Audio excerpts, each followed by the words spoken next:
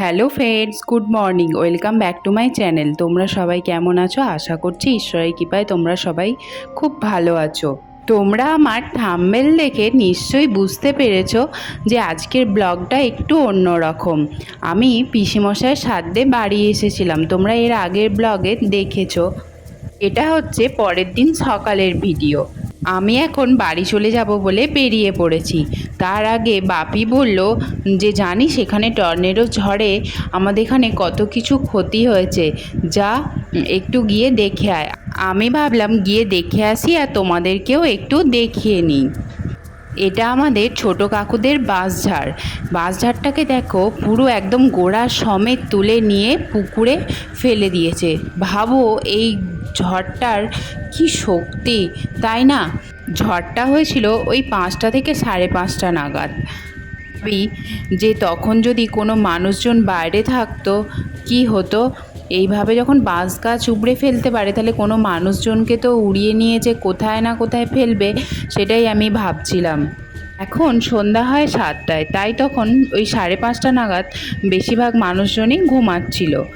আমাদের বাড়ির সামনের পুকুরটায় দেখো, এখানেও একটা বড় ডালকে পুরো ভেঙে দিয়েছে, এটাও দেখছি পুকুরের জলে পড়ে আছে। এই গাছটার নাম আমি জানি না।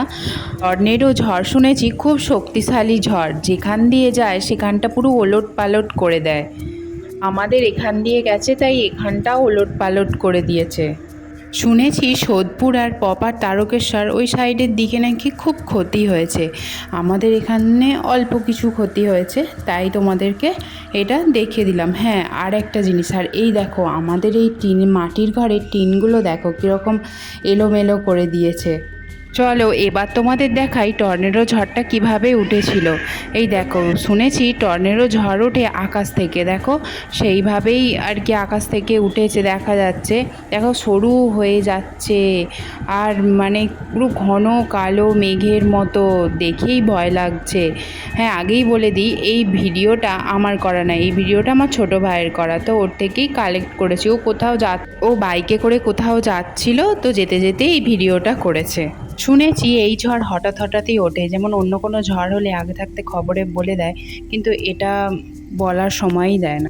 চলো এবার আমি বাড়ি বেরিয়ে পড়ি। দেখো আমি বাড়ি যাওয়ার জন্য সবাই দাঁড়িয়ে আছে। তো বাবান দেখো দাদানকে একটা হাম দিচ্ছে, এখন মামার কোলে চশমা পরে। এবার মাকেও একটা হাম দিয়ে দিচ্ছে। এবারে সকাল সকাল বাবানের মুডটা খুব ভালো ছিল, মানে ঘুম থেকে উঠে নালে এরকম সবাইকে হাম দেয় না। আর এই যে আমার ছোটো কাকিমা জুতো পরিয়ে দিচ্ছে বাবানকে।